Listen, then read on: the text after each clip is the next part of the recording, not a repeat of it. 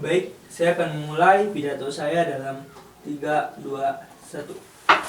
Dan juri yang terhormat, dalam perdebatan kali ini kita memperdebatkan di situasi negara berkembang, di mana di status quo saat ini interest atau tujuan dari negara berkembang adalah untuk meningkatkan pembangunan dan perkembangan, di mana akan memberikan dampak langsung pada society. Itulah tujuan dari negara berkembang. Dan kami akan menjelaskan kepada kita semua bagaimana tim Ghost Government akan sesuai dengan interest dari negara berkembang tersebut. Dalam kesempatan kali ini saya memiliki 5 poin utama yang akan saya sampaikan dalam kesempatan saya berbicara. Pertama, kenapa dunia kerja harus jadi prioritas? Kedua, kenapa bahkan jika jurusan non populer tutup tidak apa-apa? Yang ketiga, bagaimana subsidi jurusan favorit akan mendatangkan manfaat yang dimaksud? Keempat, bagaimana bantuan yang diberikan ke jurusan non populer tidak akan mencapai goal yang dimaksud oleh oposisi? Dan kelima, bagaimana Ghost Government mengatasi efek samping kebijakan yang kami akan terapkan. Perlu kita pahami bahwa perdebatan kali ini adalah antara tim pemerintah yang akan memutuskan di dunia kerja dan di mana itulah status quo di negara berkembang saat ini, dan tim oposisi yang bermain di skenario terburuk atau skenario teraman mereka, di mana jika tanpa subsidi jurusan non populer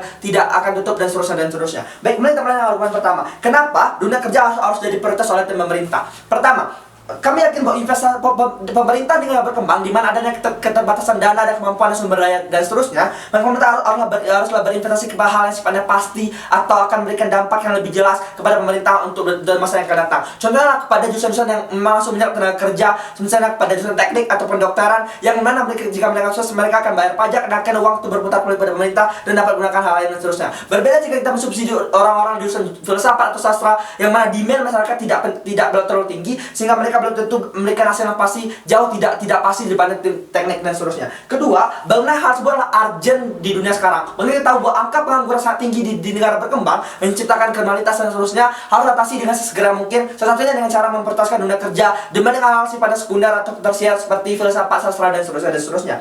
Ketiga, kami yakin bahwa lapangan pekerjaan itu atau masih banyak sekali di luar sana, dari lapangan luar negeri, dalam negeri maupun industri kreatif. Namun memang skill tenaga kerja kita yang masih kurang. Kita tahu tenaga kerja kita dengan berkembang, terutama Indonesia, masih kurang dari Malaysia, kurang dari Singapura, ataupun negara-negara maju lainnya. Dari 100 orang pendaftar di negara berkembang untuk daftar kerja, mungkin hanya 10 orang yang layak untuk memenuhi kompetensi tertentu yang mereka maksud. Selebihnya itu mungkin hanya lulusan SMA yang tidak tahu akan menggunakan Excel dan seterusnya. Akhirnya memang teknik atau kemampuan kita, kapasitas kita tidak cukup untuk bersaing di dunia kerja yang sangat kompetitif sekarang ini. Keempat adalah interest negara. Kembali lagi bahwa negara haruslah fokus pada hal sifatnya pembangunan dan perkembangan, bukan hanya mengantisipasi hal-hal yang belum pasti seperti filsafat dan sastra, yang mana pemerintah harus fokus pada hal sifatnya pembangunan dan perkembangan. Itulah 4 alasan kenapa dunia kerja harus jadi prioritas.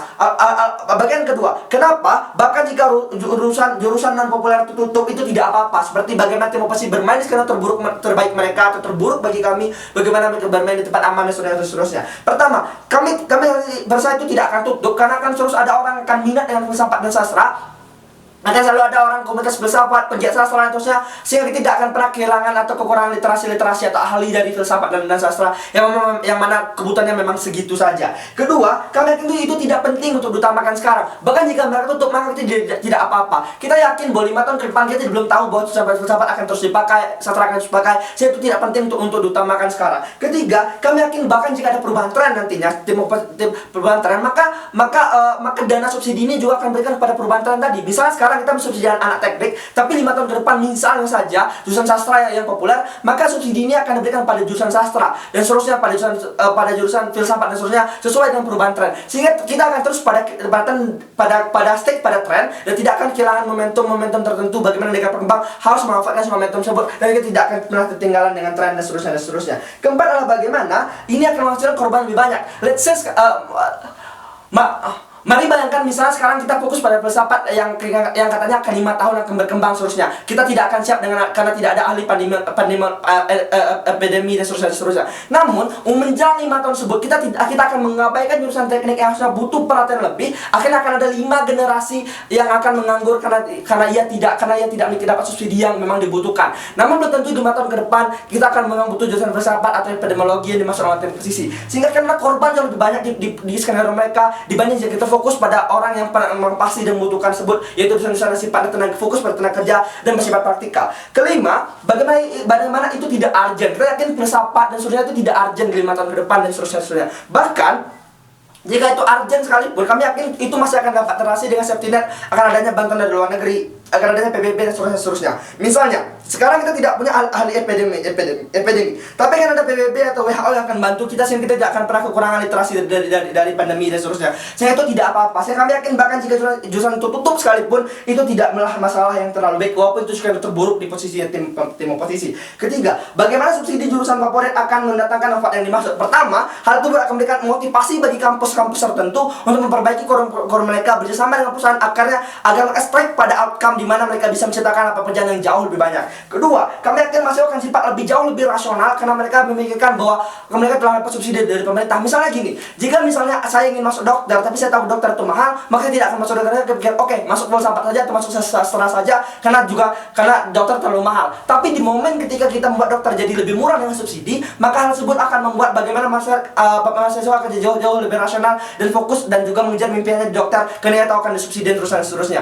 Atau yang ketiga, bagaimana orang kaya itu memiliki safety net jika mereka harus masuk filsafat karena mereka tahu mereka juga akan aman. Misalnya jika saya masuk filsafat tapi saya adalah seorang konglomerat, saya tidak apa-apa jika tidak mendapat pekerjaan karena saya juga masih perlu ayah saya sebagai backup plan saya. Namun jika orang miskin, atau kurang mampu masuk jurusan filsafat dan mereka tidak mendapat pekerjaan, maka mereka akan terus semakin miskin lagi dan putar di lapangan pekerjaan yang sama. Akhirnya tidak akan memperbaiki ekonomi mereka ataupun ekonomi negara Indonesia secara umum. Keempat, move ke poin keempat, bagaimana bantuan yang diberikan ke jurusan non-populer tidak akan mencapai goal posisi yang dimaksud. Pertama, kami yakin jurusan populer itu jurusan non-populer yang mana yang dimaksud oleh posisi. Ada banyak sekali jurusan non-populer sehingga mereka pun tidak bisa menyebutkan jurusan apa yang akan terjadi 5 tahun ke depan akan jadi dibutuhkan dengan pasar seterusnya. Sehingga mereka akan juga tidak memberikan dana secara terkonsentrasi ke satu jurusan, sehingga mereka hanya mementingkan kuantitas dibanding kualitas. Ketika kita mementingkan kuantitas, maka kita juga belum tentu memiliki kualitas seorang expertise yang mereka maksud. Sehingga kita juga tidak akan memiliki seorang ahli-ahli sarjana yang siap di bidang-bidang yang mereka maksud. Namun, kita akan kehilangan semuanya, yaitu dimana kita kehilangan orang-orang di non-populer karena tidak ada kualitas di sana. Kita fokus pada kuantitas, dan kita juga enggak memindahkan subsidi dari jurusan populer ke jurusan non-populer, sehingga kita kehilangan semuanya. Akan ada orang menganggur sini dan kita akan kehilangan seorang expertise yang masuk oleh oposisi. Yang terakhir, bagaimana closing government mengatasi efek samping kebijakan yang kami maksud? Pertama, kami yakin tidak apa-apa jika jurusan favorit tambah menjadi favorit, karena itu bagus karena akan menciptakan ada kompetisi. Kompetisi inilah akhirnya menciptakan manusia. Saya akan menutup kasus dari pemerintah dalam hitungan 3, 2, 1. Dewan Juri yang terhormat, kami percaya bahwa tim oposisi bermain di posisi yang sangat ekstrim, di kasus yang sangat ekstrim, di mana mereka menyatakan jika subsidi tidak diberikan kepada semua prodi dan hanya kepada prodi yang menyerap tenaga kerja banyak, maka prodi-prodi lain yang tidak diberi subsidi akan mati dan akan tutup pada akhirnya. Dewan Juri yang terhormat, kami percaya sebagai tim pemerintah, hal ini adalah hal yang tidak masuk akal dan tidak akan terjadi pada akhirnya. Kenapa? Karena tidak diberi subsidi tidak berarti orang-orang tidak ada yang ingin masuk ke prodi tersebut. Misalnya di prodi filsafat, sastra, seni dan sebagainya. Masih banyak orang-orang yang memiliki uang, yang memiliki safety net jika mereka tidak langsung mendapatkan pekerjaan dan tidak berkontribusi kepada masyarakat. Mereka bisa memilih apa yang mereka mau dan mereka bisa memenuhi kebutuhan mereka pada akhirnya. Masih banyak orang-orang ini yang akan memilih prodi tersebut dan mereka tidak akan kehilangan tempat untuk mencari ilmu. Dewan Juri yang terhormat, yang kami tekankan di sini adalah interest dari pemerintah untuk memberikan subsidi tersebut. Kami percaya semua pemerintah memberikan subsidi ini karena ingin orang-orang yang diberikan subsidi akan memberikan kontribusi mereka ke dalam masyarakat tersebut. Dalam hal ini yaitu dengan bekerja dan juga mengabdi kepada masyarakat dengan pekerjaan-pekerjaan mereka yang sesuai dengan apa yang dibutuhkan saat ini. Dewan Juri yang terhormat, pertama, bagaimana sebenarnya prodi yang dimaksud di kasus pada hari ini? Prodi yang dimaksud adalah program pendidikan yang bisa memberikan kontribusi, misalnya kedokteran, teknik kimia, teknik industri, dan lain sebagainya. Yang perlu kita ketahui adalah dari prodi-prodi tersebut harus mengeluarkan banyak uang, harus mengeluarkan banyak biaya, seperti di kedokteran sendiri. Banyak calon mahasiswa yang sebenarnya ingin masuk ke kedokteran dan juga teknik misalnya, tetapi mereka tidak memiliki biaya dan mereka justru second doubt atau meragukan diri mereka sendiri karena mereka tidak memiliki biaya, dan mereka justru memilih prodi-prodi lain yang tidak begitu relevan di dalam dunia kerja pada saat ini. Dari fakta inilah pemerintah memiliki kewajiban untuk mensubsidi prodi-prodi tersebut karena ini merupakan pekerjaan yang akan dibutuhkan. Misalnya di Indonesia sendiri, dari survei membuktikan bahwa dari 100 orang Indonesia hanya ada 7-10 dokter Dewan Juri yang terhormat. Dengan adanya subsidi ke prodi kedokteran misalnya, orang-orang akan lebih rasional dalam memilih apa yang akan mereka ambil untuk mereka pelajari di universitas. Mereka akan lebih berani dalam mengambil prodi-prodi ini karena satu, subsidi sudah diberikan, mereka tidak perlu terlalu berat lagi dalam biaya, dan yang kedua, mereka jadi lebih memiliki perspektif kepada bagaimana mereka akan memberikan kontribusi kepada masyarakat ke depannya.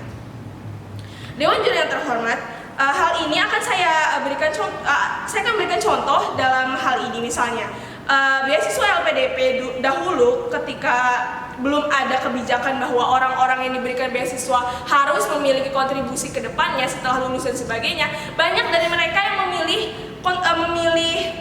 prodi-prodi yang tidak masuk di dalam kebutuhan negara sendiri. Misalnya mereka memilih historical studies, atau mereka mempelajari sejarah, mereka mempelajari tentang seni dan sebagainya. Dan ini benar-benar merugikan kepada pemerintah karena satu, mereka sudah membiayai orang-orang ini yang mendapatkan beasiswa, tetapi mereka tidak memiliki kontribusi yang jelas kepada masyarakat. Mereka tidak bisa membantu masyarakat yang kesulitan di pedesaan karena mereka bukan dokter. Mereka tidak bisa memberikan inovasi di bidang pembangunan jembatan karena mereka bukanlah arsitek misalnya. Dan ini akan bisa diatasi jika pemerintah memberikan subsidi kepada prodi-prodi yang benar-benar akan memberikan manfaat kepada masyarakat ke depannya. Dan kami percaya jika orang-orang yang mendaftar di beasiswa dan juga subsidi ini, mereka adalah orang-orang yang sudah memiliki privilege. Kenapa demikian? Karena mereka sudah memiliki pendidikan yang baik, mereka memiliki banyak uang untuk membayar guru privat dan sebagainya. Oleh karena itu, pada akhirnya beasiswa ini pun tidak akan bisa berjalan dengan baik dan memberikan kontribusi jika pemerintah membiarkan orang-orang ini mengambil subsidi ini untuk apapun yang mereka inginkan.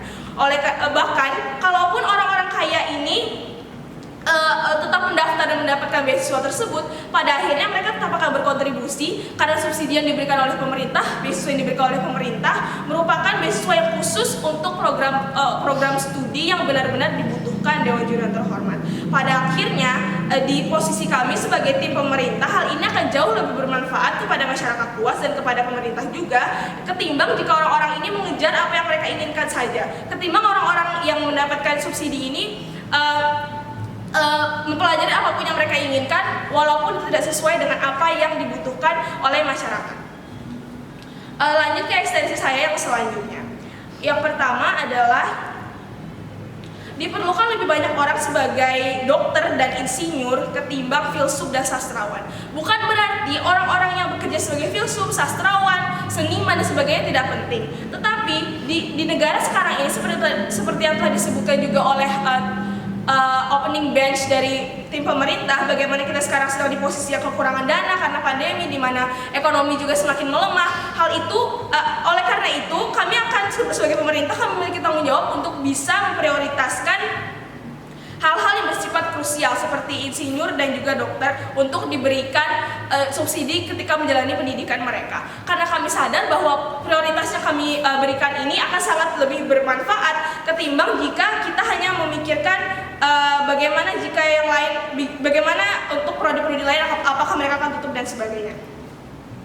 Kami percaya bahkan di skenario terburuk pun, bahkan jika prodi-prodi itu pada akhirnya tutup seperti yang telah disebutkan oleh pembicara pertama dari closing government, pada akhirnya tutup, hal itu akan dapat diatasi karena pada akhirnya banyak orang negara kita yang di luar negeri misalnya mempelajari hal-hal itu, mereka akan kembali lagi ke Indonesia dan akan membuka kembali prodi-prodi yang sudah tutup tersebut karena misalnya diberi subsidi dan sebagainya. Kami percaya yang lebih dibutuhkan pada saat ini adalah orang-orang yang bisa berkompeten untuk mengisi sumber daya manusia yang berkualitas untuk kehidupan negara kita di kedepannya. Karena itu kami bangga untuk mendukung mosi ini. Sekian, terima kasih.